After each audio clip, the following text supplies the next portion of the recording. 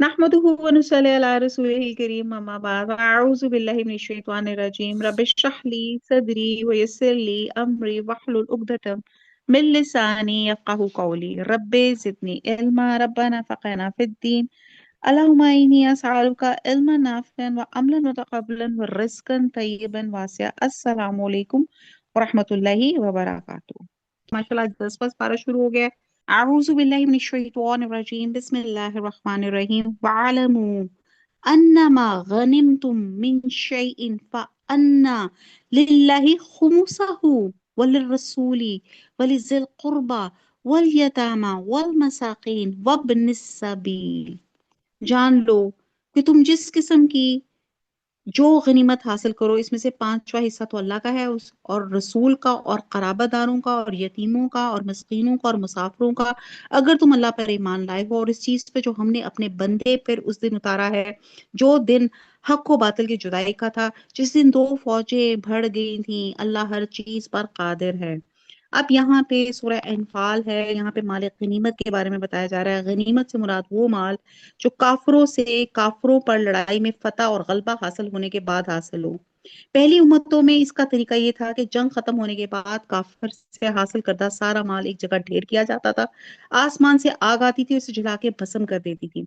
लेकिन उम्मत मुसलमान के लिए ये माल गनीमत हलाल कर दिया गया, इनके अनफाल एक जायद चीज अल्लाह ताला ने दी। और जो माल बगैर लड़ाई के सुलह के जरिए या जजिया और खराज से वसूल हो, इसे फी कहा जाता है। और कभी गनीमत को भी फी से ताबीर किया जाता है। अब यहाँ पे बताया जा रहा है कि माले गनीमत के 5 हिस्से करके 4 हिस्से तो इनके मुजाहिदीन में तकसीम किए जाएं जिन्होंने जंग में हिस्सा लिया था। और इनमें से भी प्यादा को एक हिस्सा, सवार को 3 हिस्सा मिलेगा और पांचवा हिस्से जो इसे अरबी में खुम्स कहा जाता है, इसके फिर 5 हिस्से किए जाएंगे। एक हिस्सा रसूल सल्लल्लाहु अलैहि वसल्लम का और आपके बाद इससे जो है रफ़ा आमा में खर्च किया जाएगा। जैसे कि आप सल्लल्लाहु अलैहि वसल्लम आप भी ये हिस्सा मुसलमानों पे ही खर्च फरमाते थे। और बल्कि आपने फरमाया कि मेरा जो 5वां हिस्सा है वो भी मुसलमानों के मसाले पर ही खर्च होता है। और दूसरा हिस्सा हजूर सल्लल्लाहु अलैहि वसल्लम के कराबतदारों का, फिर यतीमों और मस्कीनों और मुसाफिरों का। और कहा जाता है कि ये खुम्स हिस पे जरूरत खर्च किया जाएगा। अब यहाँ पे बदर की जंग की बात की जा रही है, 2 हिजरी 17 रमजान मुबारक हुई। और इसी दिन को यौम फुरकान भी कहा जाता है, जिसमें अल्लाह ताला ने बहुत ज्यादा मदद की। और अल्लाह ताला ने किस तरह अल्लाह सुब्हाना ताला ने मुसलमानों को ऊँघ ना उनके ऊपर तारी की, जिससे वो पावर नैप लेके फ्रेश हो गए। फिर अल्लाह ताला का एहसान ये हुआ कि अल्लाह ताला ने बारिश भेजी, जिससे मुसलमानों ने अपनी पाकी और तहारत हासिल की और अपने वजू के लिए पानी जमा कर लिया। और वो ऊपर जगह पे थे, उनके पाँव जम गए, और जो कफार नीचे थे वो उनके जिसको कहते हैं ना वो कीचड़ में लथपथ हो गए, उनका चलना फिरना उनके लिए मुश्किल हो गया। फिर तीसरा अल्लाह ताला ने जो था फरिश्तों को भेजा अल्लाह ताला ने मुसलमानों की मदद के लिए। फिर ये था कि मुसलमान और कफार एक दूसरे को अपने से दुगना देख रहे थे। और फिर हुजूर सल्लल्लाहु अलैहि वसल्लम सारी रात बैठकर जो है आप अपनी उम्मत के लिए दुआ करते रहे। और आपने एक मुट्ठी भर जो थी मिट्टी जो थी वो आपने कफार के ऊपर फेंकी, जो हर एक की आंख में गई, जिससे वो आंखें उनकी चुंधिया गई। और ये एक मदद थी अल्लाह ताला की तरफ से। और मुसलमान जो थे उनके ऊपर हावी हो गए। तो बहरहाल अल्लाह ताला हर चीज पर कादर है। आयत नंबर 42, जबकि तुम पास वाले किनारे पे थे और वो दूर वाले किनारे में थे और काफिला तुमसे नीचे था। अब यहाँ प्लेसमेंट बताई जा रही है। अगर तुम आपस में वादे करते तो यकीनन तुम वक्त मुय्यन पे पहुंचने में मुख्तलिफ हो जाते। लेकिन अल्लाह को तो एक काम कर ही डालना था जो मुकर्रर हो चुका था, ताकि जो हलाक हो दलील पर यानी यकीन जानकर हलाक हो, जो जिंदा रहे वो भी दलील पर हक पहचान कर जिंदा रहे। बेशक अल्लाह बहुत सुनने वाला खूब जानने वाला है। जबकि अल्लाह ताला ने तुझे तेरे ख्वाब पे इनकी तादाद कम दिखाई, और अगर इनकी ज्यादा दिखाता तो तुम बुज़दिल हो जाते, इस काम के बारे में आपस में इख्तलाफ करते। लेकिन अल्लाह ताला ने बचा लिया, वो दिलों के भेदों से खूब आगाह है। यानी कि अल्लाह ताला ने नबी सल्लल्लाहु अलैहि वसल्लम को ख्वाब में काफिरों की तादाद थोड़ी दिखाई, और वही तादाद आपने सहाबा के सामने बयान फरमाई, जिससे उनके हौसले बढ़ गए। और इसके बरक काफिरों की तादाद ज्यादा दिखाई जाती तो सहाबा में पस्त हिम्मती पैदा हो जाती। आयत नंबर 44, जबकि इसने बवक्त मुलाकात इन्हें तुम्हारी निगाहों में बहुत कम दिखाया और तुम्हें इनकी निगाहों में बहुत कम दिखाया। یہ اللہ تعالیٰ کا ایک معجزہ تھا، تاکہ اللہ تعالیٰ اس کام کو انجام تک پہنچا دے جو کرنا ہی تھا۔ سب کام اللہ ہی کی طرف پھیرے جاتے ہیں۔ اے ایمان والو، جب تم کسی مخالف فوج سے بھڑ جاؤ، اب یہ بتایا جا رہا ہے، اب مسلمانوں کو لڑائی کے آداب بتائے جا رہے ہیں کہ جب دشمنوں کے ساتھ لڑو تو کیا کرو؟ نمبر ایک، ثابت قدم رہو۔ نمبر دو، بکثرت اللہ کو یاد کرو تاکہ تمہیں کامیابی حاصل ہو، یعنی کہ ہر حال میں اللہ کو یاد کریں۔ آیت نمبر 46، اللہ کی اور اس نے اور اللہ کی اور اس کے رسول کی فرما برداری کرتے رہو۔ یعنی کہ یہ بھی جنگی ٹیکٹکس بتائی جا رہی ہیں، ثابت قدم رہو، اللہ کو یاد کرو، اللہ اور اس کے رسول کی فرما برداری کرو۔ نمبر چار، آپس میں اختلاف نہ کرو ورنہ تم بزدل ہو جاؤ گے اور تمہاری ہوا اکھڑ جائے گی، اور صبر و سہار رکھو، یقینا اللہ تعالیٰ صبر کرنے والوں کے ساتھ ہیں۔ اب یہ اللہ تعالیٰ نے اتنی ہدایت دی کہ صبر کرو، یعنی کہ جنگ میں کتنی بھی شدت پیش آ جائے صبر کا دامن نہیں چھوڑنا۔ ایک حدیث کا مفہوم ہے، لوگوں دشمن سے مٹھ بھیڑ کی آرزو مت کرو، اللہ سے عافیت مانگا کرو، تاہم جب کبھی دشمن سے لڑائی کا موقع پیدا ہو جائے تو صبر کرو، یعنی کہ جم کے لڑو اور جان لو جنت تلواروں کے سائے تلے ہے۔ آیت نمبر 47، ان لوگوں جیسے نہ بنو جو اتراتے ہوئے اور لوگوں میں خود نمائی کرتے ہوئے اپنے گھروں سے چلے اور اللہ کی راہ سے روکتے تھے۔ جو کچھ وہ کر رہے تھے اللہ اسے گھیر لینے والا ہے، جبکہ ان کے اعمال شیطان انہیں زینت دار دکھا رہا ہے اور کہہ رہا تھا کہ لوگوں میں سے کوئی بھی آج تم پہ غالب نہیں آ سکتا، میں خود بھی تمہارا حمایتی ہوں۔ لیکن جب دونوں جماعتیں نمودار ہوئی تو اپنی ایڑیوں کے بل پیچھے ہٹ گیا اور کہنے لگا میں تو تم سے بری ہوں اور میں وہ دیکھ رہا ہوں جو تم دیکھ نہیں رہے۔ کہتے ہیں کہ مشرقین جب مکہ سے روانہ ہوئے تو انہیں اپنے حریف قبیلہ بنی بکر بن کنانا سے اندیشہ تھا کہ وہ پیچھے سے انہیں نقصان نہ پہنچائے، تو کہتے ہیں کہ شیطان سراقہ بن مالک کی صورت میں بن کر آیا، جو بنی بکر بن کنانا کے ایک سردار تھا، اور انہیں نہ صرف اپنے فتح اور غلبہ کی بشارت دی بلکہ اپنی حمایت کا بھی یقین دلایا۔ لیکن جب ملائکہ کی صورت اور امداد الہی نظر آئی تو وہ ایڑیوں کے بل بھاگ گیا اور اس نے کہا میں اللہ سے ڈرتا ہوں، اللہ تعالیٰ سخت عذاب والا ہے۔ جبکہ منافق کہہ رہے تھے کہ وہ بھی جن کے دلوں میں روگ تھا کہ انہیں تو ان کے دین نے دھوکے میں ڈال دیا۔ جو بھی اللہ پہ بھروسہ کرے اللہ تعالیٰ بلا شک و شبہ غلبے والا، حکمت والا ہے۔ کاش کہ تو دیکھتا جبکہ فرشتے کافروں کی روح قبض کرتے ہیں، ان کے منہ پر اور سینوں پہ مار مار کے کہتے ہیں اور کہتے ہیں کہ تم جلنے کا عذاب چکھو۔ سورہ انعام میں آتا ہے کہ فرشتے ان کو مارنے کے لیے ہاتھ دراز کرتے ہیں، اور بات کے نزدیک فرشتوں کی مار قیامت والے دن جہنم کی طرف لے جاتے ہوئے ہوگی، اور دروغہ جہنم کہے گا تم جلنے کا عذاب چکھو۔ بس اب ان قوموں کے جو تمہارے ہاتھوں نے پہلے ہی بھیج رکھا تھا، بے شک اللہ اپنے بندوں پہ ظلم کرنے والا نہیں۔ یعنی کہ یہ جو ضرب اور عذاب ہو رہا ہے تمہاری اپنی کرتوتوں کا نتیجہ ہے، ورنہ اللہ تعالیٰ بندوں پہ ظلم نہیں کرتا، وہ تو عادل ہے۔ حدیث قدسی میں اللہ تعالیٰ فرماتا ہے اے میرے بندو، میں نے اپنے نفس پہ ظلم حرام کیا اور تم ایک دوسرے پہ ظلم مت کرو۔ اے میرے بندو، یہ تمہاری اعمال ہیں جو میں نے شمار کر کے رکھے ہیں، پس جو اپنے اعمال میں بھلائی پائے اس پہ اللہ کی حمد کرے، اور جو اس کے برعکس پائے تو اپنے آپ کو ہی ملامت کرے۔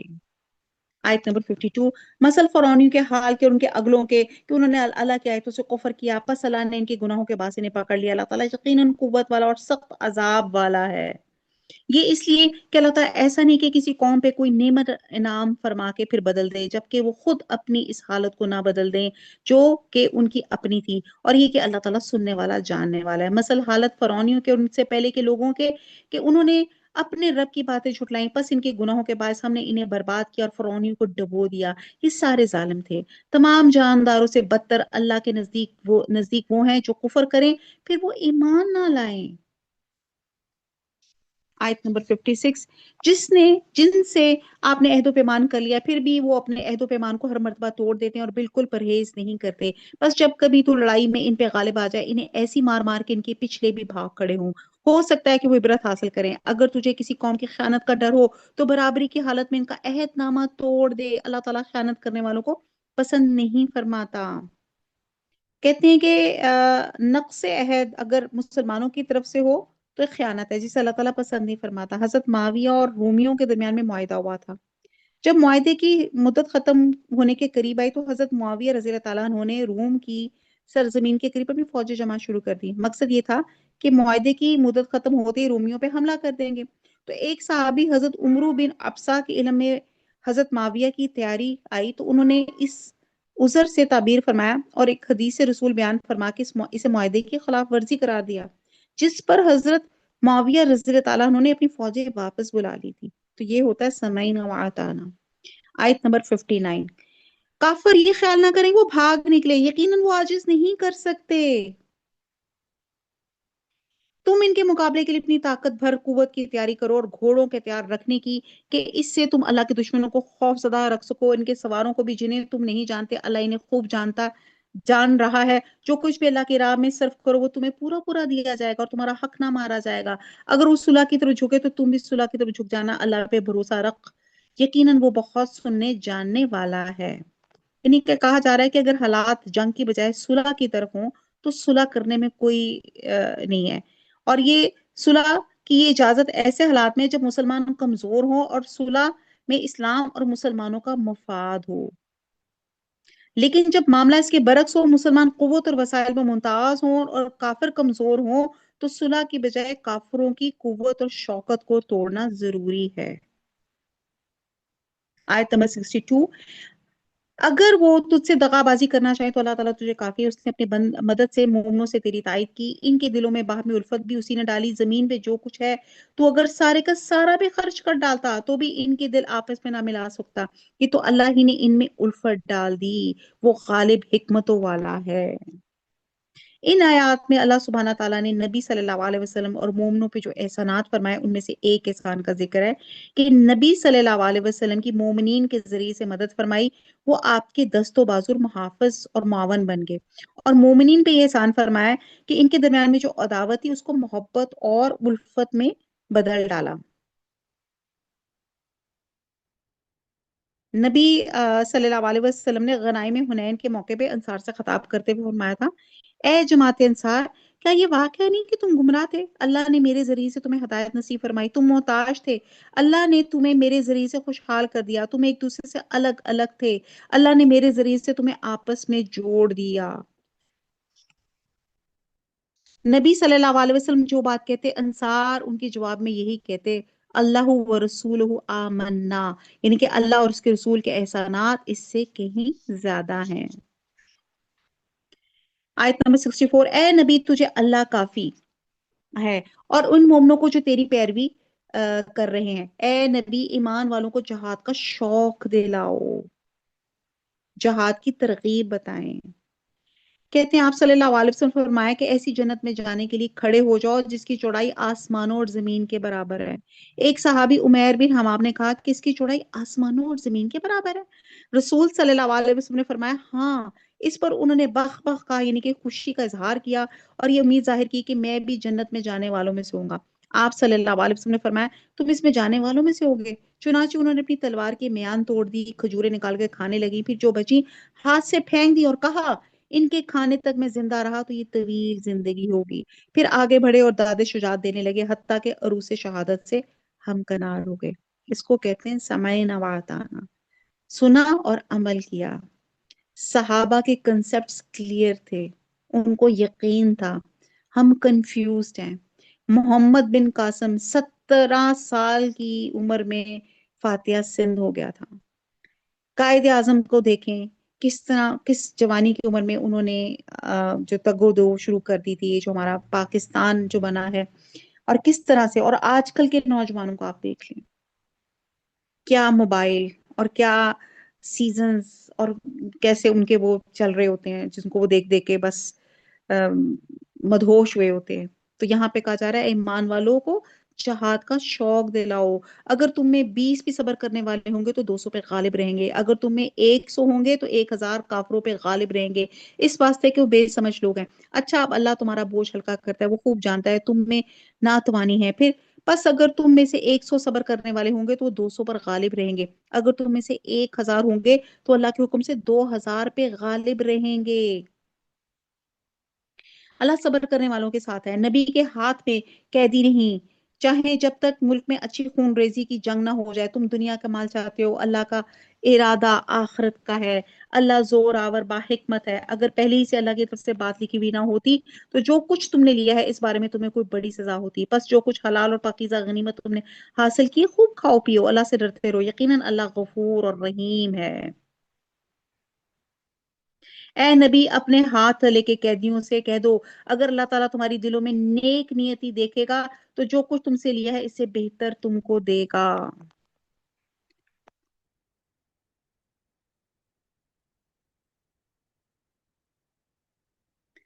بہرحال یہاں پہ قیدیوں کا بات آ رہی ہے کہ اس پہ دو تین آپشنز آئی تھی کہ قیدیوں کے ساتھ کیا سلوک کیا جائے۔ جب جنگ بدر میں 70 کافر مارے گئے تھے، 70 قیدی بنا لیے گئے تھے، تو اب قیدیوں کے لیے کیا طرز عمل کرنا چاہیے؟ کسی نے کہا قتل کر دیا جائے، کسی نے کہا فدیہ لے کے چھوڑ دیا جائے، اور کچھ حضرت ابو بکر وغیرہ کی رائے اس کے برعکس تھی کہ فدیہ لے کے انہیں چھوڑ دیا جائے اور اس مال سے آئندہ جنگ کی تیاری کی جائے۔ اور بہرحال نبی صلی اللہ علیہ وسلم نے بھی اس رائے کو پسند کیا، جس پر یہ اور اس کے بعد کی جو تھی وہ آیات نازل ہوئی تھی۔ اور پھر یہ تھا کہ فدیہ لے کے چھوڑنا یا مسلمان قیدیوں کے ساتھ تبادلہ بھی ممکن ہو سکتا تھا، چاہیں تو ان کو غلام بنا لیں۔ تو بہرحال یہ بہت سی آپشن تھی کہ قیدیوں کے ساتھ کیا سلوک کیا جائے۔ تو ہر چیز کا یہاں پہ ڈیٹیل سے بیان کیا گیا ہے کہ جنگ کیسی لڑی جائے، اللہ تعالیٰ نے کیسے مدد کی، قیدی آ جائیں تو ان کو کیسے اکوموڈیٹ کیا جائے۔ اور یہ جو فدیہ تم سے لیا گیا تھا اس سے بہتر تمہیں اللہ تعالیٰ قبول اسلام کے بعد عطا فرمائے گا۔ چنانچہ کہتے ہیں ایسی ہی ہوا، حضرت عباس وغیرہ جو ان قیدیوں میں سے مسلمان ہو گئے، تو اس کے بعد اللہ تعالیٰ نے انہیں دنیاوی مال و دولت سے بھی خوب نوازا تھا۔ یہ جو کہ نا تم سے بہتر دے گا اللہ تعالیٰ، جو کچھ تم سے لیا اس سے بہتر تمہیں دے گا، اور پھر گناہ بھی معاف فرمائے گا۔ اللہ بخشنے والا مہربان ہے۔ اگر وہ تجھ سے خیانت کا خیال کریں تو یہ تو اس سے پہلے ہی خود اللہ کی خیانت کر چکے ہیں، آخر اس نے انہیں گرفتار کرا دیا۔ اللہ علم و حکمت والا ہے۔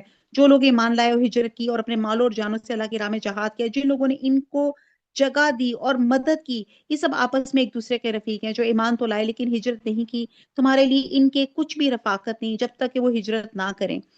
ہاں اگر وہ تم سے دین کے بارے میں مدد طلب کریں تو تم پر مدد کرنا ضروری ہے، سوائے ان لوگوں کے تم میں اور ان میں عہد و پیمان ہو، تم جو کچھ کرتے ہو اللہ تعالیٰ خوب دیکھتا ہے۔ بہرحال آیت 72 سے آخر سورت کا جو خلاصہ تھا وہ کچھ یوں ہے کہ دعوت حق نے مسلمانوں پر جو باہمی الفت اور مودت کی جو روح پھونکی تھی، اس میں سب سے یہ تھا کہ یہ 9 مسلمانوں کا بھائی چارہ تھا جس کو عربی میں مواخات کہا جاتا ہے۔ ایک کا تعلق چاہے کسی بھی خاندان سے، وہ دوسرے کے مال میں شرکت اور ملکیت کا ویسی حقدار تھا جیسے کوئی خونی رشتہ دار یا حقیقی بھائی ہوتا ہے، اور مرنے کے بعد وہ وراثت میں بھی شریک ہوتے تھے۔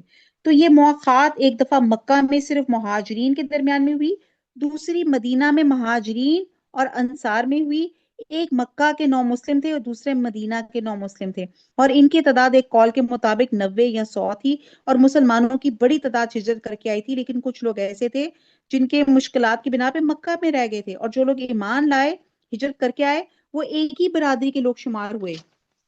تو بہرحال یہ بہت جس کو کہتے ہیں نا تاریخ میں زبردست واقعات ہیں کہ کس طرح مواخات اور کس طرح ایک دوسرے کے لیے اثار ان لوگوں نے کیا تھا۔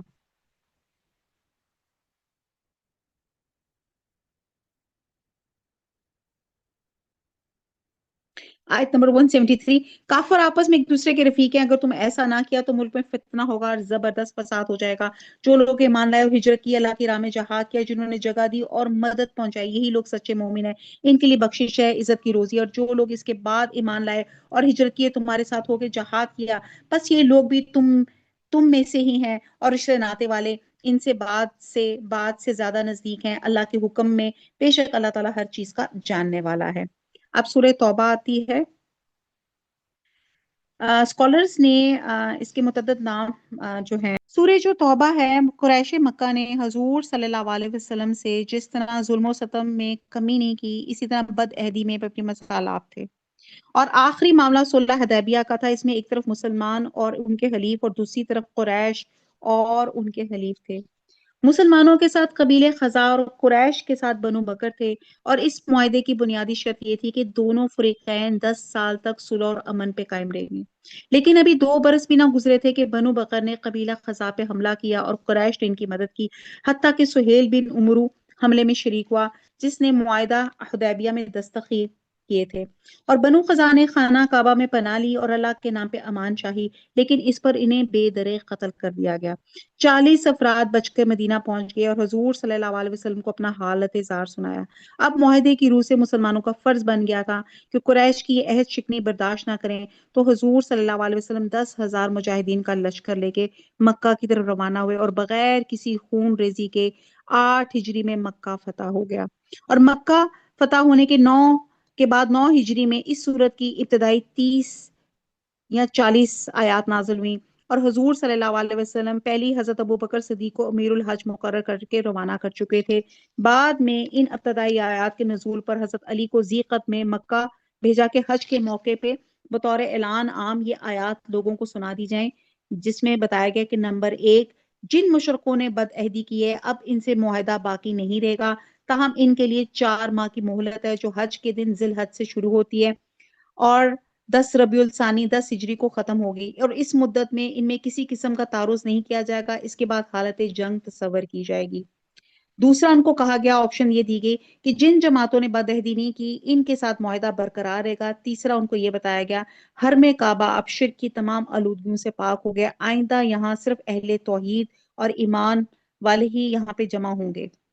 اور اس صورت کے باقی حصے میں 9 ہجری میں غزوہ تبوک اور اس کے بعد جو ہے وہ واقعات یہاں پہ بیان کیے جاتے ہیں، اور اسکالرز کہتے ہیں کہ اس کے 2 نام ہیں، کہ اس میں مومنین کی توبہ قبول ہوئی تھی، اس کا نام سورہ توبہ ہے، اور دوسرا نام برات اس لیے ہے کہ اس میں مشرکین سے برات کا اعلان تھا، یہ جو میں نے ابھی آپ کو بتایا نا کہ ان کو اب انٹر نہیں ہونے دینا تھا۔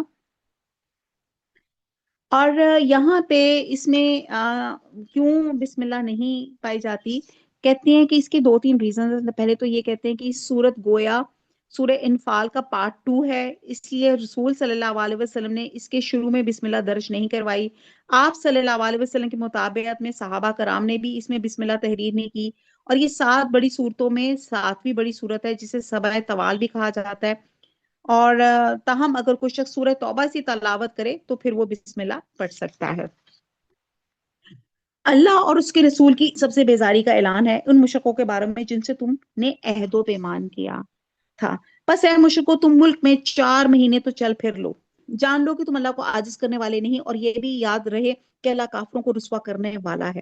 فتح مکہ کے بعد 9 ہجری میں، جیسے میں نے ابھی آپ کو بتایا، آپ نے اعلان کر دیا تھا کہ کوئی شخص بیت اللہ کا عریاں طواف نہیں کرے گا، بلکہ آئندہ سال سے کسی مشرک کو بیت اللہ کے حج کی اجازت نہیں ہوگی، اور یہ اعلان برات ان مشرقین سے تھا جس کا جیسے میں نے بتایا ان کو 4 مہینے مکہ میں رہنے کی اجازت دی گئی، اور ضروری ہو گیا کہ 4 مہینے کے بعد وہ جزیرہ عرب سے نکل جائیں، اور پھر ان کو کہا گیا نہیں تو وہ حربی کافر شمار ہوں گے جن سے لڑنا مسلمانوں کے لیے ضروری ہے، تو اس لیے اس کے جو نام ہے نا سورہ برات اور سورہ توبہ، تو یہاں پہ اس کی وجہ یہاں پہ ہے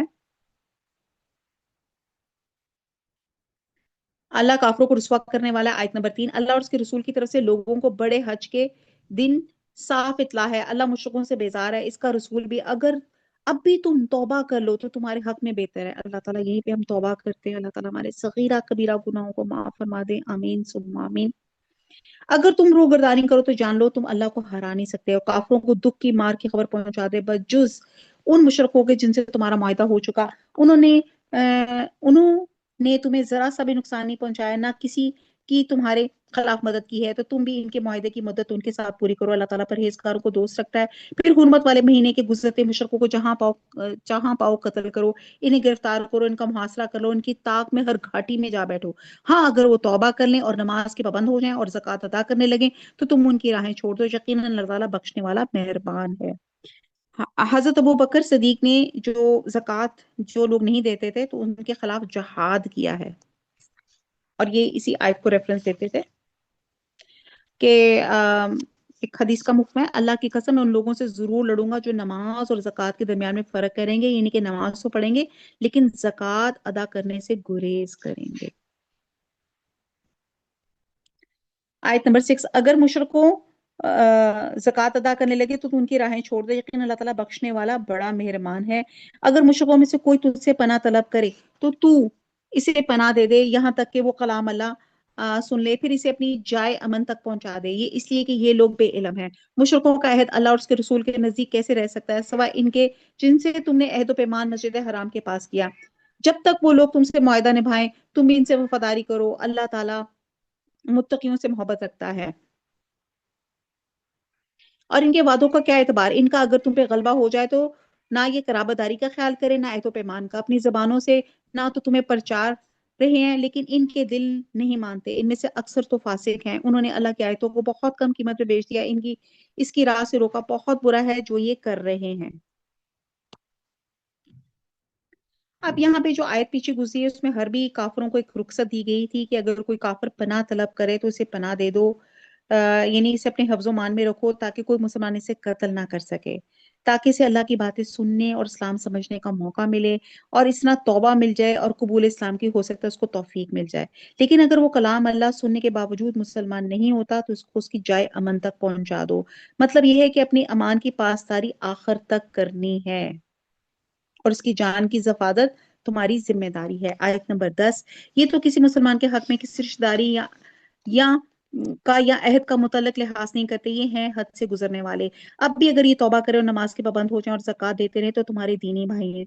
हम तो जानने वालों के लिए अपनी आयतें खोल कर बयान करें, अगर ये लोग अहद पैमान के बाद अपनी कस्मों को तोड़ दें और तुम्हारे दीन में तानाजनी करें तो तुम भी इनके सरदाराने कुफर से भर जाओ, इनकी कस्में कोई चीज नहीं, मुमकिन है इस तरह वो भी बाज आ जाए। नबी सल्लल्लाहु अलैहि वसल्लम ने फरमाया कि मुझे हुक्म दिया गया कि मैं लोगों से जंग करूं यहां तक कि वो इस बात की गवाही के दें कि अल्लाह के सिवा कोई माबूद नहीं और मोहम्मद सल्लल्लाहु अलैहि वसल्लम अल्लाह के रसूल हैं, और नमाज कायम करें और जक़ात दें। हजरत अब्दुल्ला बिन मसूद का कौल है कि जिसने जक़ात नहीं दी उसकी नमाज भी नहीं। आयत नंबर 13, तुम इन लोगों की सरकोबी के लिए तैयार नहीं होते जिन्होंने अपनी कस्मों को तोड़ दिया और पैगंबर को जिलावतन करने की फिक्र में हैं, और खुद ही अव्वल बार उन्होंने तुमसे छेड़ की है। क्या तुम इनसे डरते हो? अल्लाह ही ज्यादा मुस्तहिक है कि तुम इसका डर रखो, बशर्ते कि तुम ईमानदार हो। इनसे तुम जंग करो, अल्लाह ताला इन्हें तुम्हारे हाथों अजाब देगा, इन्हें जलील और रुसवा करेगा, तुम्हें इन पर मदद देगा, मुसलमानों के कलेजे ठंडे करेगा और इनका दिल का गम और गुस्सा दूर करेगा, और वो जिसकी तरफ चाहता है रहमत से तवज्जो फरमाता है। अल्लाह जानता बूझता हिकमत वाला है। क्या तुम ये समझ बैठे हो कि तुम छोड़ दिए जाओगे, हालांकि अब तक अल्लाह ताला ने तुम में से इन्हें मुमताज नहीं किया जो मुजाहिद हैं और जिन्होंने अल्लाह के और उसके रसूल के और मोमिनों के सिवा किसी को वली दोस्त नहीं बनाया। अल्लाह खूब खबरदार है जो तुम कर रहे हो। अल्लाह के यानी कि अल्लाह को हर चीज का इल्म है कि मुखलिस और गैर मुखलिस या फर्मा बरदार या नाफरमान बंदा कौन है।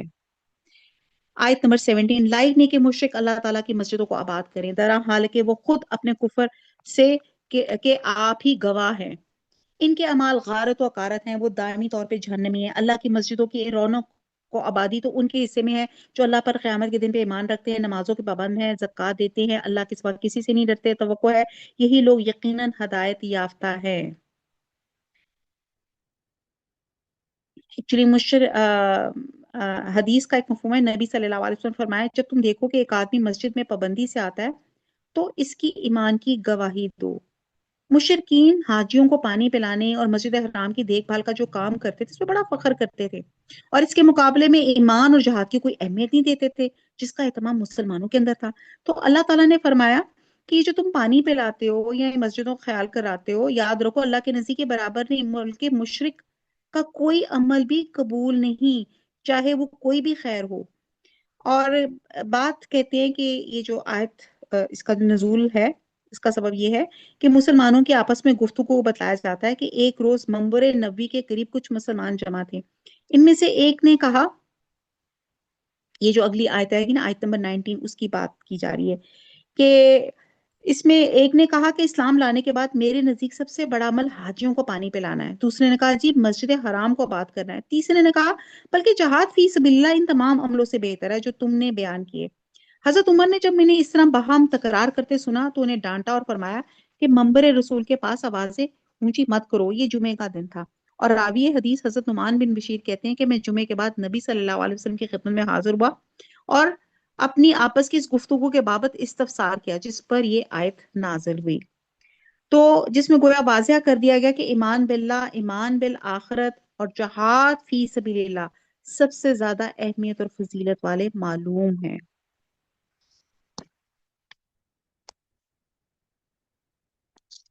آیت نمبر 19، کیا تم نے حاجیوں کو پانی پلا دینا اور مسجد حرام کی خدمت کرنا اس کے برابر کر دیا ہے جو اللہ پر اور آخرت کے دن پر ایمان لائے اور اللہ کی راہ میں جہاد کیا؟ یہ اللہ کے نزدیک برابر کے نہیں۔ اللہ تعالیٰ ظالموں کو ہدایت نہیں کرتا۔ جو لوگ ایمان لائے، ہجرت کی، اللہ کی راہ میں اپنے مال اور اپنی جان سے جہاد کیا، وہ اللہ کے ہاں بہت بڑے مرتبے والے ہیں۔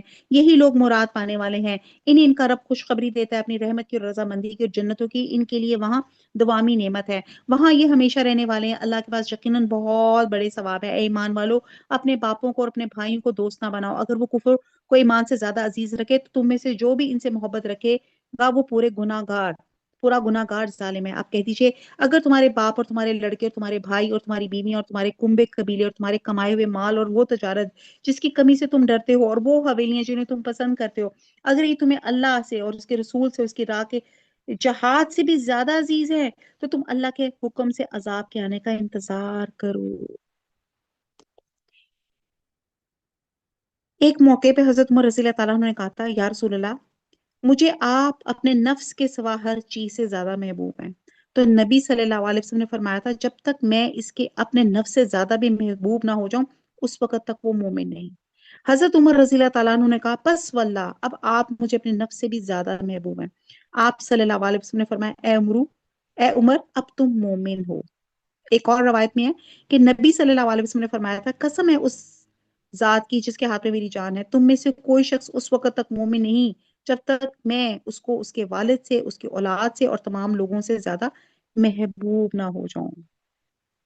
اللہ فرماتے ہیں، اللہ تعالیٰ فاسقوں کو ہدایت نہیں کرتا۔ یقیناً اللہ تعالیٰ نے بہت سے میدانوں میں تمہیں فتح دی اور حنین کی لڑائی والے دن بھی، جبکہ تمہیں اپنی کثرت پہ بڑا ناز ہو گیا تھا، لیکن اس نے تمہیں کوئی فائدہ نہ دیا، بلکہ زمین باوجود اپنے کشادگی کے تم پہ تنگ ہو گئی، پھر تم پیٹھ پھیر کر مڑ گئے۔ پھر اللہ تعالیٰ نے اپنی طرف کی تسکین اپنے نبی پہ اور مومنوں پہ اتاری، اور اپنے وہ لشکر بھیجے جنہیں تم دیکھ نہیں رہے تھے، اور کافروں کو پوری سزا دی۔ ان کفار کا یہی بدلہ ہے۔ پھر اس کے بعد بھی جس پر چاہے اللہ تعالیٰ اپنی رحمت کی توجہ فرمائے گا۔ اللہ ہی بخشش اور مہربانی والا ہے۔ اب یہ غزوہ حنین کی بات کی جا رہی ہے۔ حنین مکہ اور طائف کے درمیان ایک وادی کا نام تھا۔ یہاں پہ حوازن اور ثقیف رہتے تھے، اور یہ دونوں قبیلے تیر اندازی میں مشہور تھے، اور یہ مسلمانوں کے خلاف لڑنے کی تیاری کر رہے تھے، جس کا علم حضور صلی اللہ علیہ وسلم کو ہوا تو آپ 12,000 کا لشکر لے کے ان قبیلوں سے جنگ کے لیے حنین تشریف لے گئے۔ یہ فتح مکہ کے 18-19 دن بعد شوال کا واقعہ ہے، اور مذکورہ قبیلوں نے بھی بری تیاری کی ہوئی تھی۔ انہوں نے اپنے تیر انداز مقرر کیے ہوئے تھے، لیکن مسلمانوں کے اندر تھوڑی سی پراؤڈ تھوڑے سے ہو گئے کہ ہم تو غزوہ بدر میں ہم نے کامیابی کر لی تھی، 313 لوگ، اب تو ہمارے پاس تو لوگ بھی بڑے زیادہ ہیں۔ یعنی کہ اللہ کی مدد کی بجائے اپنی کثرت تعداد پہ اعتماد ہو گیا۔ اللہ تعالیٰ کو جب یہ کلمہ پسند نہیں آیا، نتیجن جب حوازن کے تیر اندازوں نے مختلف کمین گاہوں سے مسلمانوں کے لشکروں پہ یک بار کی تیر اندازی کی تو اس غیر متوقع تیروں کے بوچھار سے مسلمانوں کے قدم اکھڑ گئے اور وہ بھاگ کھڑے ہو گئے، اور میدان میں صرف رسول صلی اللہ علیہ وسلم اور 100 کے قریب مسلمان رہ گئے۔ آپ صلی اللہ علیہ وسلم مسلمانوں کو پکارے تھے، اللہ کے بندو میرے پاس آؤ، میں اللہ کا رسول ہوں۔ ان النبی لقذب انا ابن عبد المطلب۔ پھر حضرت عباس، جس کے کہتے ہیں کہ ان کی آواز ذرا بلند تھی، انہیں حکم دیا کہ مسلمانوں کو جمع کرنے کے لیے آواز دیں۔ چنانچہ ان کی ندا سے سب مسلمان پشیمان ہوئے، دوبارہ میدان میں جم کے لڑے، اور اللہ تعالیٰ نے فتح عنایت فرمائی۔ اللہ کی مدد بھی اس طرح حاصل ہوئی، ان پہ سکینت بھی نازل ہوئی، اور ان کے دلوں سے دشمنوں کا خوف بھی جاتا رہا۔ پھر فرشتوں کا بھی نزول ہوا، ان کی بہت سے اللہ تعالیٰ نے معجزات کیے۔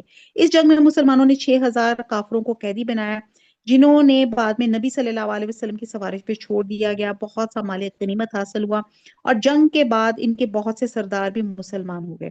اور یہاں 3 آیات میں اللہ تعالیٰ نے اس واقعے کا مختصراً یہاں پہ ذکر کیا گیا ہے۔ آیت نمبر 28، اے ایمان والو، بے شک مشرک بالکل ہی ناپاک ہیں، وہ اس سال کے بعد مسجد حرام کے پاس بھی نہ پھٹکنے پائیں گے۔ اگر تمہیں مفلسی کا خوف ہے تو اللہ تمہیں دولت مند کر دے گا اپنے فضل سے، اگر چاہے۔ اللہ علم و حکمت والا ہے۔ اب یہاں پہ یہ وہ حکم ہے جو 9 ہجری میں اعلان برات کے ساتھ دیا گیا تھا۔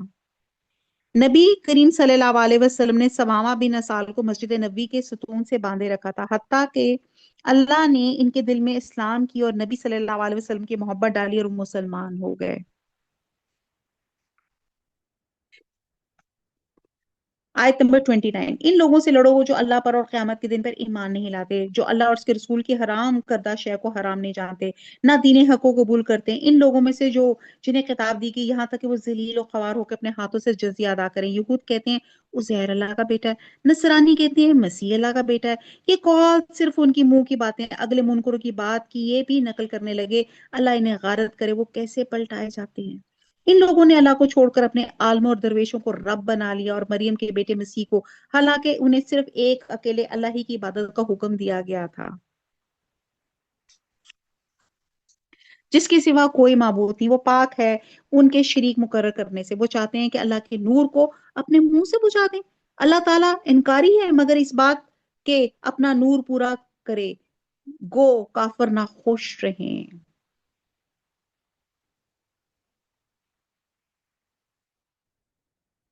यानी कि अल्लाह ने रसूल सल्लल्लाहु अलैहि वसल्लम को जो हदायत भेजी, जो दीन हक भेजा, यहूद नसारा मुशरकीन चाहते थे कि उसको उसको मिटा दें। इसकी मिसाल ऐसे जैसे कोई शख्स सूरज की शुआओं को या चांद की रोशनी को अपनी फूंकों से बचा दे, ये एक नामुमकिन बात है। इसी तरह जो दीन हक अल्लाह ने अपने रसूल को दे के भेजा, इसको मिटाना भी नामुमकिन है। गोया काफिर भी अल्लाह के नूर को छुपाना चाहते थे और अपने दिलों में कुफ्र और नफाक और मुसलमानों और इस्लामों के खिलाफ बोगस और अनाज छुपाए हुए थे, इसीलिए इनको काफिर कहा जाता है। बहरहाल अल्लाह का नूर है वो इंशाल्लाह वो हमेशा ही कायम रहेगा। अल्लाह ताला हमारे दिल में भी कुरान का नूर, अल्लाह ताला हम सबके अल्लाह ताला कुरान का नूर हमारे दिलों में डाल दे। कुरान को अल्लाह ताला हमारी हर मुश्किल तकलीफ का मुदावा बना दे, कुरान से मोहब्बत सिखा दे, कुरान के पांचों हक निभाने का अल्लाह ताला तौफीक अता फरमा दे। इसी ने अपने रसूल को हदायत और सच्चे दीन के साथ भेजा है और इससे और तमाम मज़ाहिब को गालिब कर दे, अगरचे मुशरिक बुरा माने। ए ईमान वालों, अक्सर उलमा और आबद लोगों का माल नाहक खा जाते हैं, अल्लाह की राह से रोक देते हैं, और जो लोग सोना चांदी का खजाना रखते हैं अल्लाह की राह में खर्च नहीं करते, इन्हें दर्दनाक अजाब की खबर पहुंचा दीजिए। हजरत अब्दुल्ला बिन उमर फरमाते हैं कि ज़कात के हुक्म से पहले का हुक्म है। ज़कात का हुक्म नाज़िल होने के बाद ज़कात को अल्लाह ताला ने माल की तहारत का जरिया बनाया। इसलिए स्कॉलर्स कहते हैं कि जिस माल से ज़कात अदा कर दी जाए वो कंस नहीं है, और जिस माल से ज़कात अदा ना की जाए वो कंस खजाना है, जिस पे ये कुरानी वईद है। और हदीस में है कि जो शख्स अपने माल की ज़कात अदा नहीं करता, क़यामत वाले दिन इसके माल को आग की तख्तियां बनाया जाएगा, जिससे इसके दोनों पहलुओं को, पेशानियों को और कमर को दागा जाएगा, और ये दिन 50,000 साल का होगा, और लोगों के फैसले हो जाने तक उसका यही हाल रहेगा, और इसके बाद जन्नत या जहन्नम इसको ले जाया जाएगा। बहरहाल कोशिश करें कि अपना हिसाब लगाएं ज़कात का, और प्रॉपर ज़कात इंशाल्लाह ताला रमजान में बांटने की कोशिश करें। आयत नंबर 35, जिस दिन इस खजाने की आतिश दोजख में तपाया जाएगा, फिर इससे इनकी पेशानियों और पहलुओं और पीठें दागी जाएंगी, और उनसे कहा जाएगा ये है जिसे तुमने अपने लिए खजाना बना रखा है, बस अपने खजानों का मजा चखो। पकौड़े बनाते हुए, कोई काम करते हुए आपके स्टोव पे, आपके हाथों में जो चूड़ी या कोई बैंगल आपने जो गोल्ड का पहना होता है कितना सख्त गर्म हो जाता है, आपने कभी गौर किया है? तो अगर हम इसमें से इसकी ज़कात नहीं देंगे तो आप सोचिए कि इसी जेवर को हमारी पीठों को पहलुओं से दागा जाएगा। महीनों की तख्ती अल्लाह के नजदीक किताब अल्लाह में 12 की है, इस दिन से जब से आसमान और जमीन को उसने पैदा किया, इनमें से 4 हुर्मत तो अदब के हैं, यही तो उस दीन है। तुम इन महीनों में अपनी जानों पे जुल्म ना करो, और तुम तमाम मुशरकों से जहाद करो जैसे कि तुम सब लड़ते हो, और जान रखो अल्लाह ताला मुत्तकियों के साथ है। अब यहाँ पे बताया गया कि इब्तिदाई अफरीनिश से अल्लाह ताला ने 12 महीने मुकर्रर किए, जिसमें 4 हुर्मत वाले हैं, जिनमें कत्ल जदाल की बलखसूस ममानियत है। इस बात को नबी सल्लल्लाहु अलैहि वसल्लम ने इस तरह बयान किया कि जमाना घूम घमा के फिर इसी हालत में आ गया, और जिस हालत पे इस वक्त था जब अल्लाह ने आसमानों और जमीन की तखलीक फरमाई। साल 12 महीनों का है, जिनमें 4 हुर्मत वाले हैं, 3 पे दर पे, जिलकद, जिलहज, मुहर्रम, और चौथा रजब मजर जो जमादुल आखिर और शबान के दरमियान है।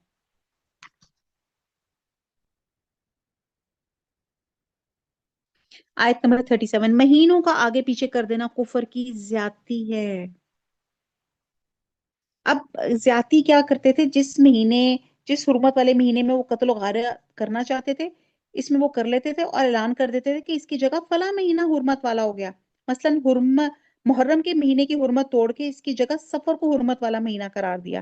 تو اس طرح حرمت والے مہینوں کی وہ تقدیم اور تاخیر عدل بدل کر دیا کرتے تھے۔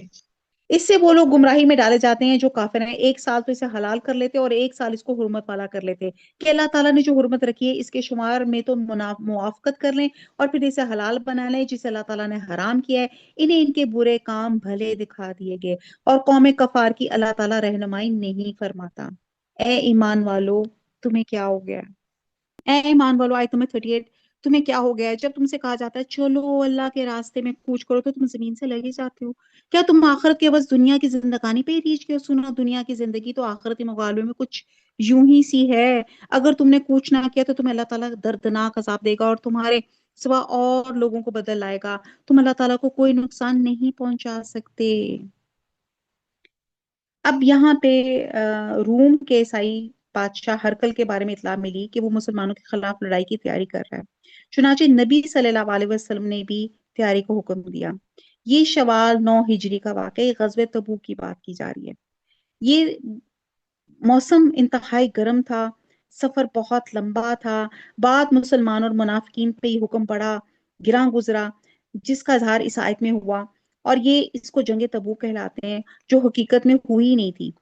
اب 20 روز مسلمان ملک شام کے قریب تبوک میں رہ کر واپس آ گئے، اور جس کو جیش الحسرہ کہا جاتا ہے کیونکہ اس لمبے سفر میں لشکر کو کافی دقت اور پریشانیوں کا سامنا کرنا پڑا۔ بہرحال چھوٹی سی بات یہ ہے کہ غزوہ تبوک وہ غزوہ تھی جس میں مینڈیٹری تھا، ہر ایک کے لیے کمپلسری تھا اس میں شرکت کرنا، اور جس پہ بہت سے لوگوں نے بہانے بنائے، کیونکہ یہ گرمی کا ٹائم تھا، جیسے میں نے بتایا فصلیں پکنے کو تیار کھڑی تھیں، اور اگر فصلوں کو کاٹا نہ جائے تو وہ ضائع ہو جاتی ہیں، تو ایک سال کی گندم ان کی ویسٹ ہو سکتی تھی۔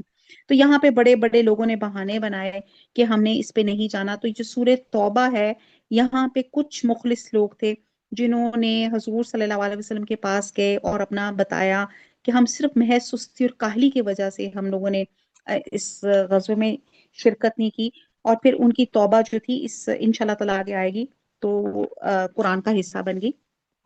تو یہاں پہ غزوہ تبوک کا ذکر کیا جا رہا ہے، ٹائم نہیں ہے کہ میں اس کو بہت ڈیٹیل سے آپ کے ساتھ شیئر کرتی۔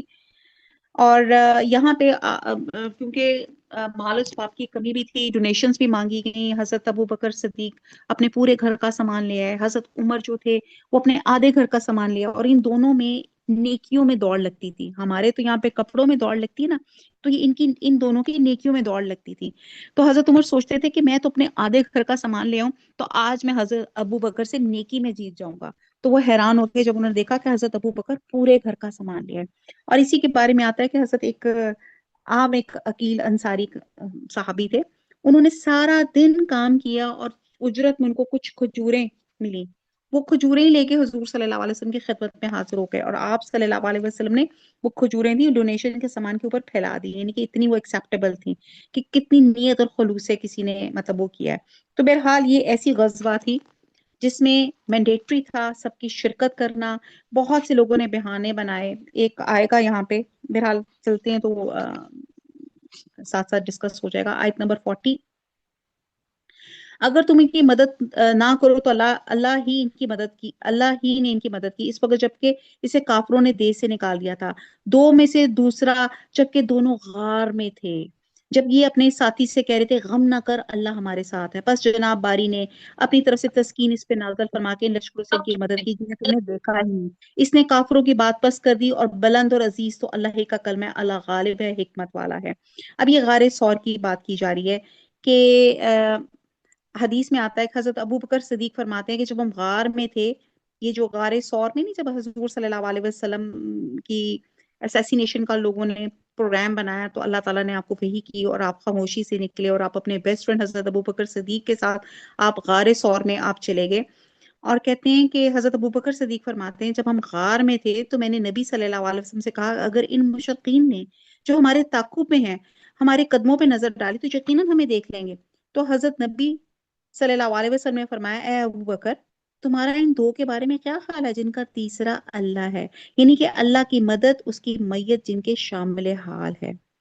تو اللہ نے مدد فرمائی ایک سکینت اور دوسرے فرشتوں کی تائید. بہرحال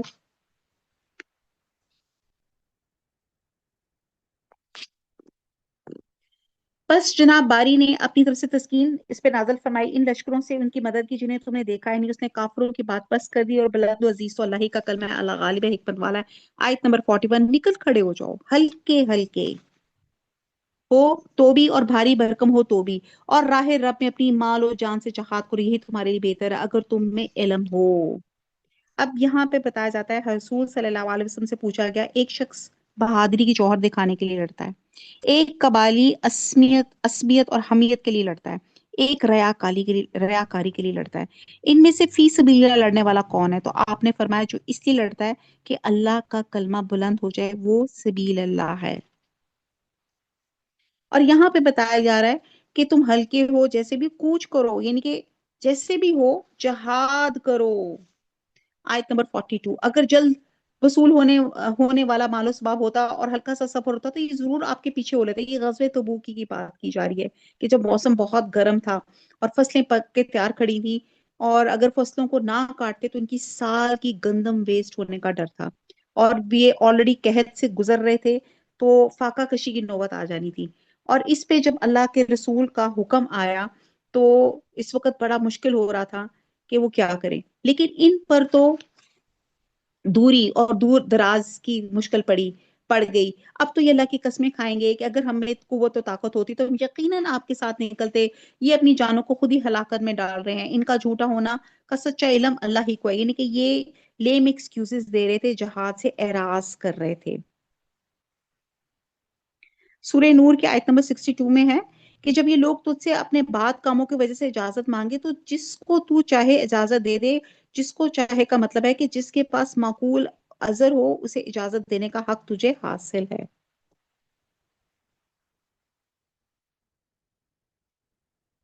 ان کے جھوٹے ہونے کا سچا علم اللہ ہی کو ہے. اللہ تجھے معاف فرما دے.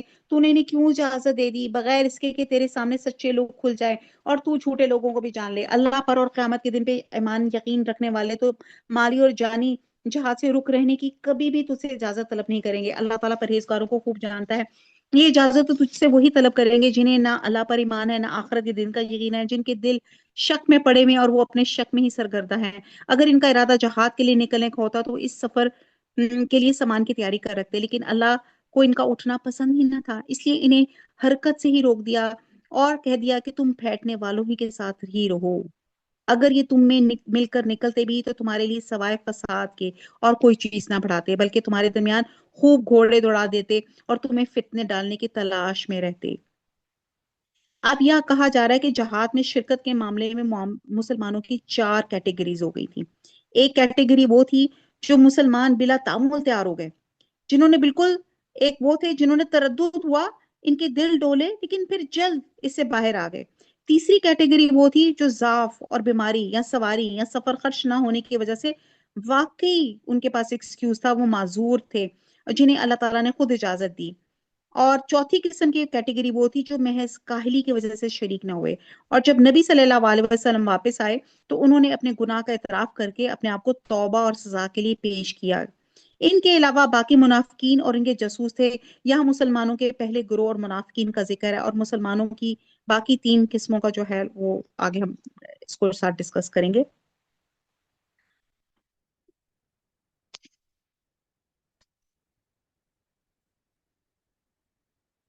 اگر ان کا ارادہ جہاد کے لیے نکلنا ہوتا تو وہ اس سفر کے لیے سامان کی تیاری کر رکھتے. اللہ کو ان کا اٹھنا پسند ہی نہیں تھا. بہرحال آیت نمبر 47. اگر یہ تم میں مل کر نکلتے تو بھی تمہارے لیے سوائے فساد کے اور کوئی چیز نہ بڑھاتے، بلکہ تمہارے درمیان میں خوب گھوڑے دوڑا دیے، تمہیں فتنے ڈالنے کی تلاش میں رہتے. ان ان کے ماننے والے خود تم میں موجود ہیں، اللہ ظالموں کو خوب جانتا ہے. یہ تو اس سے پہلے بھی فتنے کی تلاش کرتے رہے اور تیرے لیے کاموں کو الٹ پلٹ کرتے رہے، یہاں تک کہ حق آ پہنچا، اللہ کا حکم غالب آ گیا، باوجود وہ خوشی باوجود وہ ناخوشی ہی میں رہے.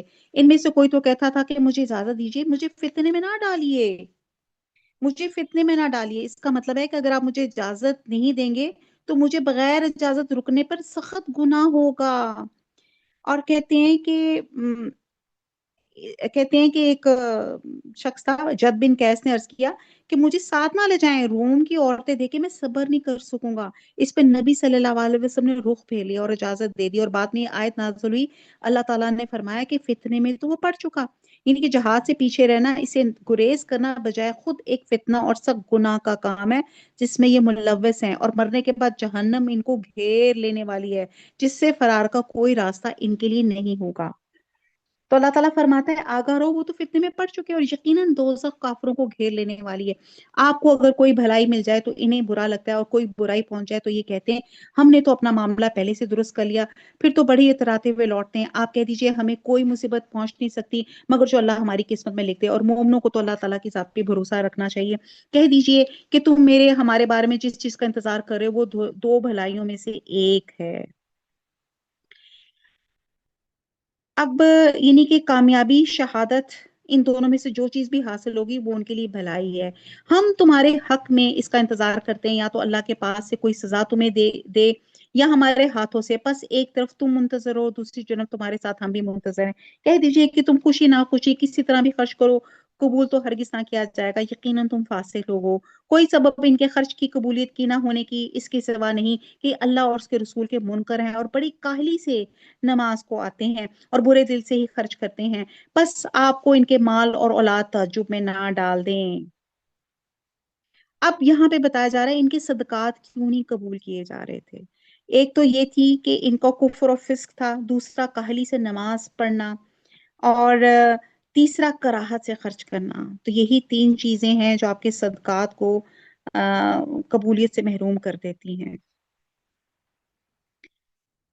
अल्लाह की चाहत यही है कि इससे इन्हें दुनिया की जिंदगी में ही सजा दें, और इनके कुफरी की हालत में इनकी जानें निकलें। ये अल्लाह की कसम खा खा कर कहते हैं कि ये तुम्हारी जमात के लोग हैं, हालांकि वो दरअसल तुम्हारे नहीं। बात सिर्फ इतनी है कि ये डरपोक लोग हैं। अगर ये कोई बचाव की जगह, कोई गार या कोई सर घुसाने की जगह पालेंगे तो अभी उसी तरफ लगाम दौड़ के उल्टे भाग छूटेंगे। इनमें से वो भी हैं जो खैराती माल की तकसीम के बारे में आप पर ऐब रखते हैं। अगर इन्हें इसमें से मिल जाए तो खुश होते हैं, और इसमें से ना मिले तो फौरन ही बिगड़ खड़े होते हैं। कहते हैं कि एक मर्तबा आप तकसीम फरमा रहे थे तो किसी ने कहा इंसाफ से काम लीजिए। तो आप सल्लल्लाहु अलैहि वसल्लम ने फरमाया अफसोस है तुझ पे, अगर मैं ही इंसाफ नहीं करूंगा तो फिर और कौन करेगा। अगर ये लोग अल्लाह और उसके रसूल के दिए हुए पे खुश रहते और कह देते अल्लाह हमें काफी है, अल्लाह हमें अपने फजल से देगा, इसका रसूल भी, हम तो अल्लाह की जात से तवक्को रखते हैं, सदके सिर्फ फकीरों के लिए हैं, मिस्कीनों के लिए हैं, इनके वसूल करने वालों के लिए हैं, इनके लिए जिनके दिल पर चाहे जाते। अब ये आयत नंबर जो 60 है, ये आपके मसारफ ज़कात की यहाँ पे पूरी डिटेल बताई जा रही है कि आप किस किस को ज़कात दे सकते हैं। फकीरों के लिए, मस्कीनों के लिए, और उनके वसूल करने यानी कि जो ज़कात कलेक्ट करने वाले हैं, वसूल करने वालों के लिए, और उनके दिल जिनके दिल पर चाहे जाते हों, यानी कि जो नौ मुस्लिम होते हैं, और गर्दन छुड़ाने में, और कर्जदारों के लिए, और राह की अल्लाह की राह में मुसाफिर और राहरू मुसाफिरों के लिए फर्ज है अल्लाह की तरफ से। अल्लाह इल्म और हिकमत वाला है। अब यहाँ पे जो कैटेगरीज, 8 कैटेगरीज बताई हैं जिन पे अल्लाह ताला जो है जिन पे ज़कात दी जा सकती है। एक फकीर है, और दूसरे मस्कीन है, जिसकी तारीफ में हदीस आती है कि नबी सल्लल्लाहु अलैहि वसल्लम ने फरमाया मस्कीन वो घूमने फिरने वाला नहीं जो एक एक या दो दो लुक में या खजूर के लिए घर घर फिरता है, बल्कि मस्कीन वो है जिसके पास इतना माल भी ना हो जो इसे बेनियाज कर दे, और ना ऐसी मस्कनत, और वो ऐसी मस्कन अपने ऊपर तारी करे कि लोग गरीब और मुस्तहक समझ के इस पे सदका करें, ना खुद लोगों से दस्ते सवाल दराज करें। और बहरहाल तीसरे जो हैं आमलीन से मुराद हुकूमत के वो अहलकार हैं जो ज़कात और सदकात की वसूली और तकसीम पर मामूर होते हैं। और चौथा मौलफातल क़ुलूब, यानी कि एक तो वो काफिर हैं जो कुछ इस्लाम की तरफ माइल हों, उनकी इमदाद करें और हम उम्मीद रखें कि मुसलमान हो जाएं। दूसरे वो नौ मुस्लिम अफराद हैं जिनको इस्लाम पर मजबूती से कायम रखने के लिए मदद करनी जो है उनको मदद करनी चाहिए। और बहरहाल ये एक लंबी डिटेल है। फिर पांचवा है गर्दें आजाद करने वाले, और छठा है गारमीन यानी कि मकरूज, उनको उनको भी दिया जा सकता है। फिर फी सबीलिल्लाह, इस पे भी आप दे सकते हैं। और फिर रास्ते के मुसाफिर, ये 8वीं कैटेगरी आ जाती है। ये 8 कैटेगरीज हैं जिन पे आप ज़कात दे सकते हैं। इनमें से वो भी हैं जो पैगंबर को ईज़ा देते हैं और कहते हैं कान का کچا ہے، آپ کہہ دیجئے وہ کان تمہارے بھلے کے لیے ہیں، وہ اللہ پر ایمان رکھتا ہے اور مسلمانوں کی بات کا یقین رکھتا ہے، اگر تم میں سے جو اہل ایمان ہے یہ ان کے لیے رحمت ہے، رسول اللہ کو جو لوگ ایذا دیتے ہیں ان کے لیے دکھ کی مار ہے، محض تمہیں خوش کرنے کے لیے تمہارے سامنے اللہ کی قسمیں کھا جاتے ہیں، حالانکہ اگر یہ ایماندار ہوتے تو اور اس کا رسول رضامند اللہ اور اللہ اور اس کا رسول رضامند کرنے کے زیادہ مستحق ہیں۔ کیا یہ نہیں جانتے کہ جو بھی اللہ اور اس کے رسول کی مخالفت کرے گا اس کے لیے یقیناً دوزخ کی آگ ہے جس میں ہمیشہ رہنے والے ہیں، یہ زبردست رسوائی ہے۔ یہاں سے پھر منافقین کی ذکر کیا جا رہا ہے کہ وہ نبی صلی اللہ علیہ وسلم کے خلاف کہتے تھے یہ تو کان کا کچا ہے، یعنی کہ ہر ایک کی بات سن لیتا ہے، حالانکہ آپ صلی اللہ علیہ وسلم اپنے علم اور نرمی تربیت کی وجہ سے، اپنی عفو و درگزر کی صفت سے ان کی جو ہے وہ بات سن لیا کرتے تھے، جس پہ یہ لوگ کرٹیسائز کرتے تھے۔ آیت نمبر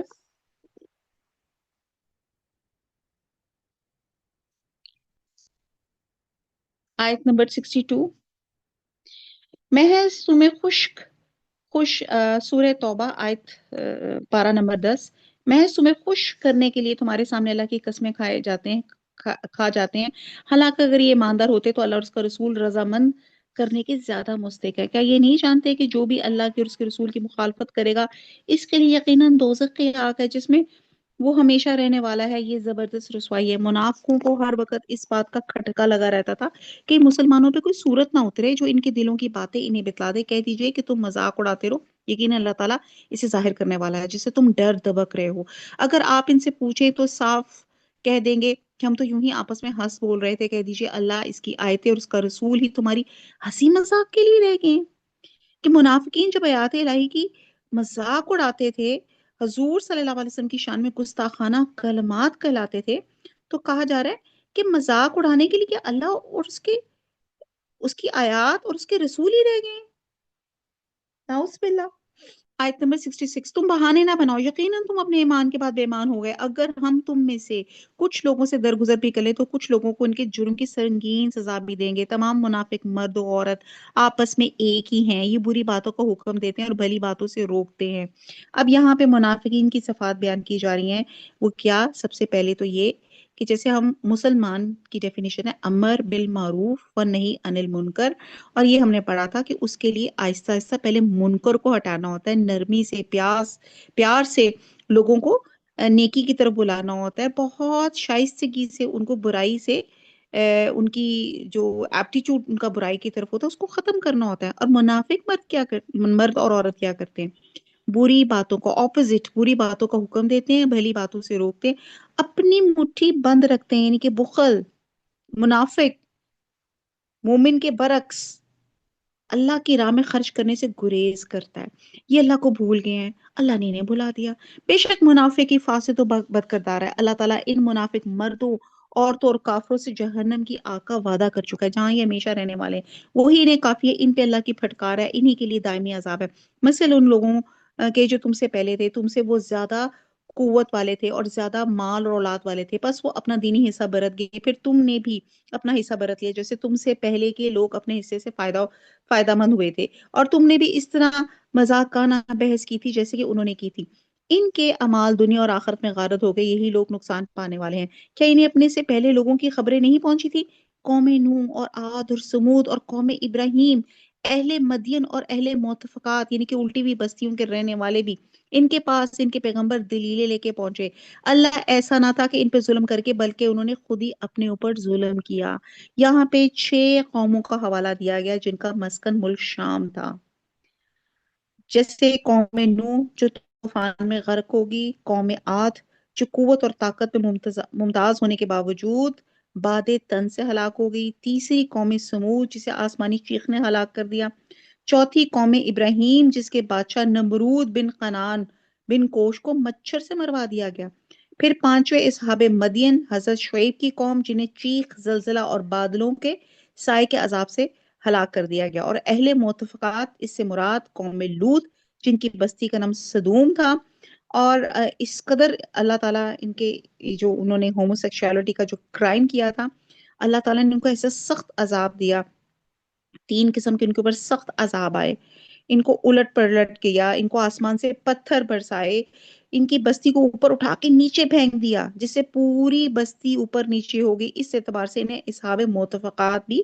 کہا جاتا ہے۔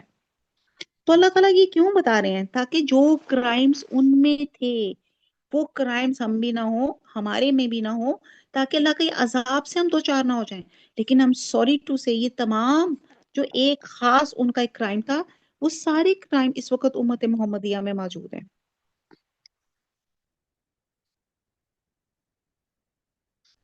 آیت نمبر 71، مومن مرد اور عورت آپس میں ایک دوسرے کے، اب یہاں پہ بالکل دو کریکٹرز بتائے گی، پہلے منافقین کی بتائے گی، اب یہاں پہ بتایا جا رہا ہے کہ مومن کیسے ہوتے ہیں۔ مومن مرد اور عورت آپس میں ایک دوسرے کے مددگار، معاون اور دوست ہیں۔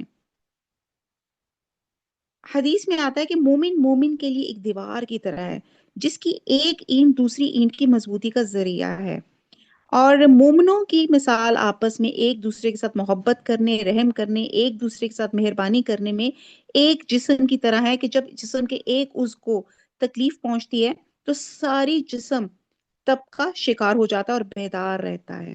تو یہاں پہ ان کی پہلی خصوصیت کہ وہ آپس میں معاون ہوتے ہیں، دوسری وہ بھلائیوں کا حکم دیتے ہیں، برائیوں سے روکتے ہیں، یہ دوسری ان کی صفت ہے۔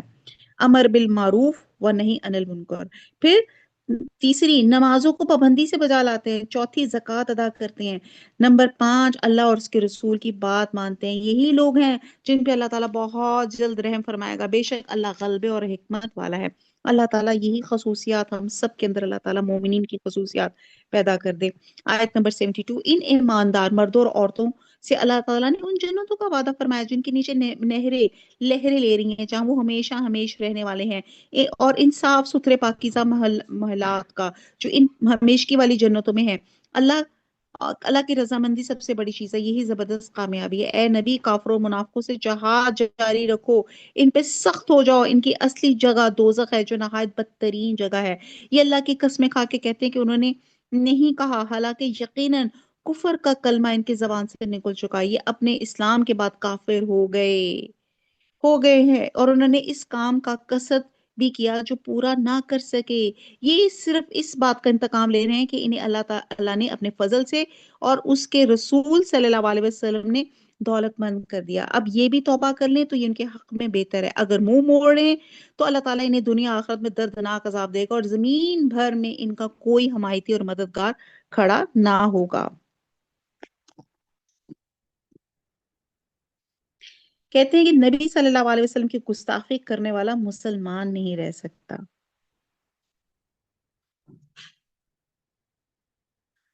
اور کہتے ہیں کہ تبوک سے واپسی پہ منافقین نے حضور صلی اللہ علیہ وسلم کے خلاف ایک سازش کی جس میں وہ کامیاب نہیں ہو سکے۔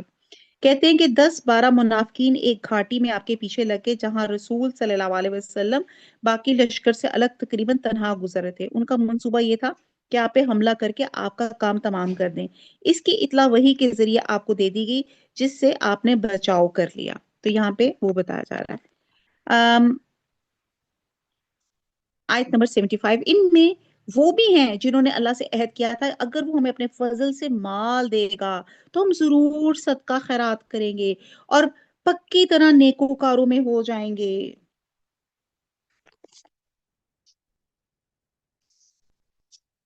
اب یہاں پہ ایک واقعہ آتا ہے، کہتے ہیں کہ ایک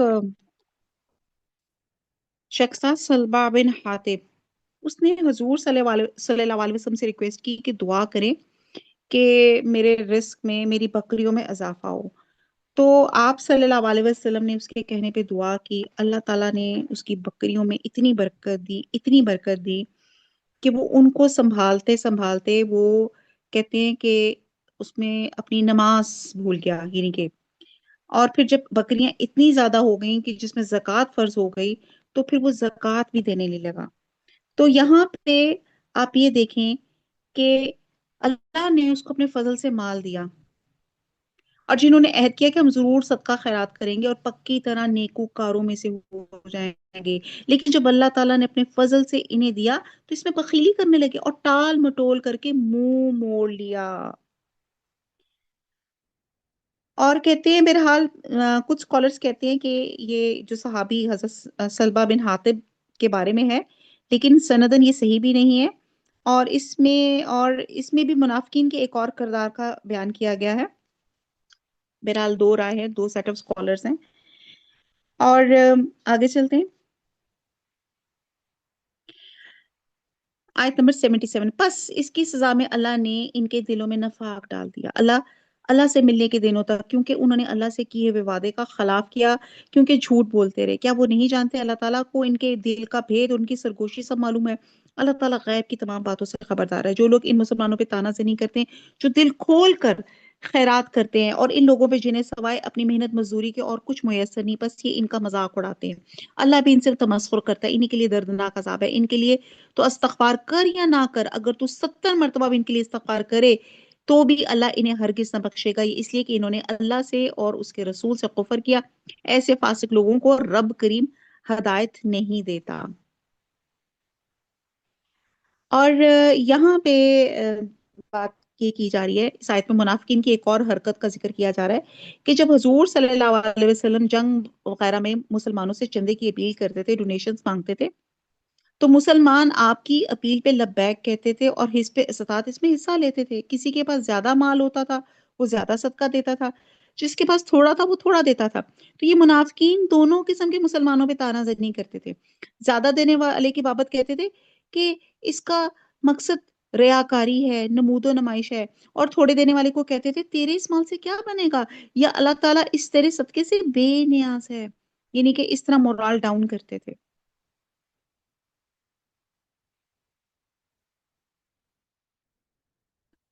تو اللہ تعالیٰ فرما رہے ہیں کہ یہ تو ویسے ہی اللہ تعالیٰ مبالغے کے لیے کہہ رہے ہیں کہ 70 دفعہ.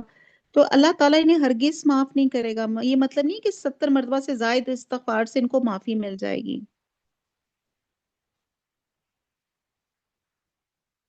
آیت نمبر 81. پیچھے رہ جانے والے لوگ رسول صلی اللہ علیہ وسلم کے جانے کے بعد اور اپنے بیٹھے رہنے پر خوش ہیں. انہوں نے اللہ کی راہ میں اپنے مال اور اپنی جانوں سے جہاد کرنا ناپسند رکھا. انہوں نے کہہ دیا کہ اس گرمی میں مت نکلو. کہہ دیجئے دوزخیات بہت ہی سخت گرم ہے. کاش کہ وہ سمجھتے ہوتے.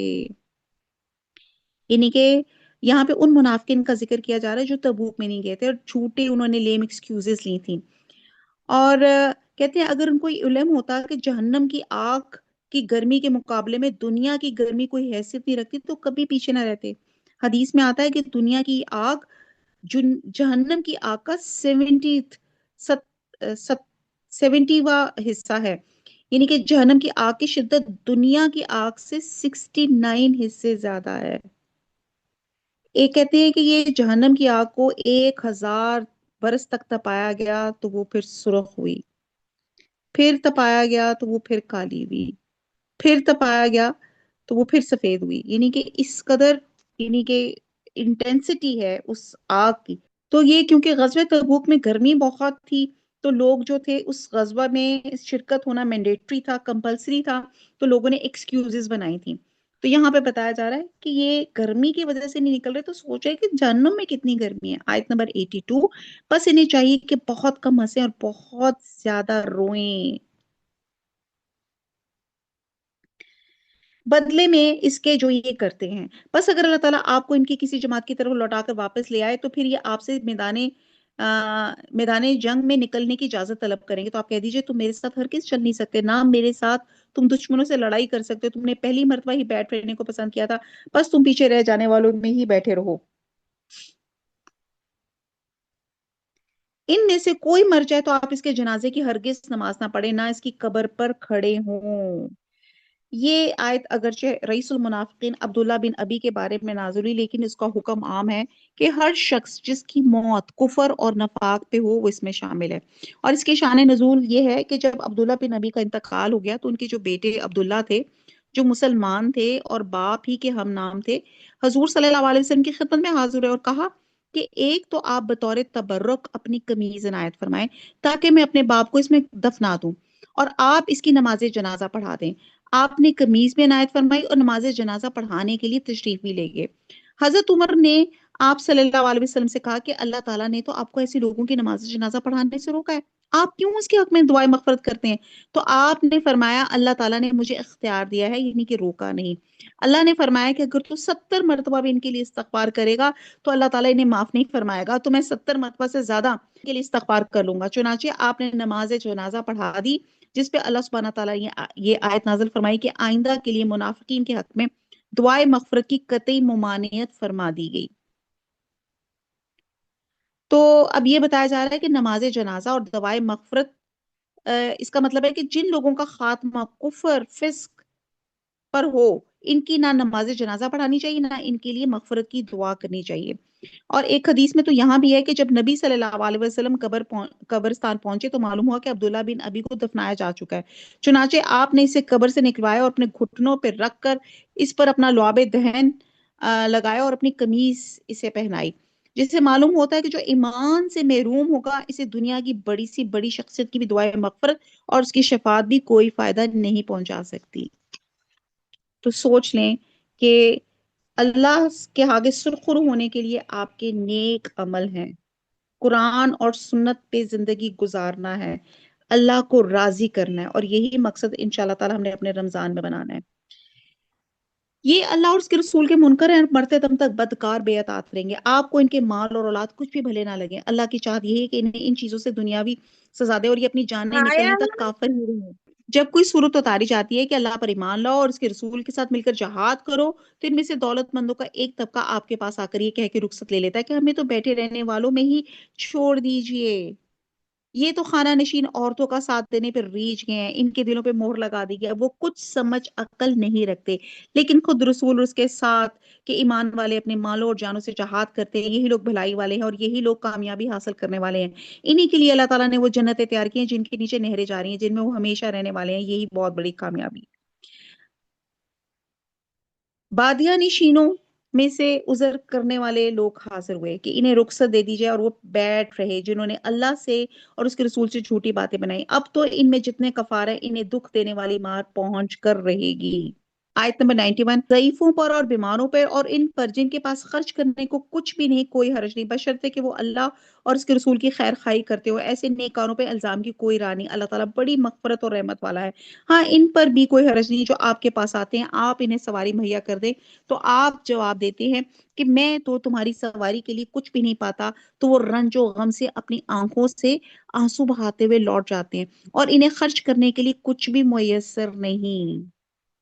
یہاں پہ بتایا جا رہا ہے کہ ضعیف اور ناتوان یعنی کہ بوڑھے قسم کے لوگ، نابینا یا لنگڑے وغیرہ معذورین بھی اس ذیل میں آ جاتے ہیں کہ یعنی کہ آپ کے یہاں پہ جو لسٹ بتائی جا رہی ہے اس آیت میں ان لوگوں کا ذکر ہے جو واقعی معذور تھے، جس میں میں نے بتایا ضعیف بوڑھے لوگ، بیمار لوگ، تیسرا جن کے پاس جہاد کے اخراجات نہیں تھے اور بیت المال بھی ان کے اخراجات کا متحمل نہیں تھا، اور اللہ اور اس کے رسول کی خیر خواہی سے مراد ہے کہ جہاد کی ان کے دلوں کی تڑپ سے مجاہدین سے محبت رکھتے تھے، اللہ رسول کے دشمنوں سے عداوت، اور حتی المکان اللہ اور اس کے رسول کے احکامات کی اطاعت کرتے تھے۔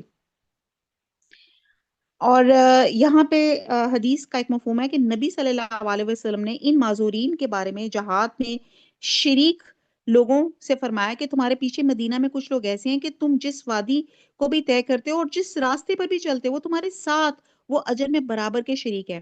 صحابہ نے پوچھا یہ کیوں کر ہو سکتا ہے جبکہ وہ مدینہ میں بیٹھے ہوئے ہیں؟ تو آپ صلی اللہ علیہ وسلم نے فرمایا کہ عذر نے ان کو وہاں روک لیا ہے۔ آیت نمبر 93، بے شک ان لوگوں پر تو راہ الزام ہے، انہی پر ہے جو باوجود دولت مند ہونے کے آپ سے اجازت طلب کرتے ہیں، یہ خانہ نشین عورتوں کا ساتھ دینے پہ خوش ہیں، ان کے دلوں پہ مہر خداوندی لگ چکی ہے جس سے وہ محض بے علم ہو گئے ہیں۔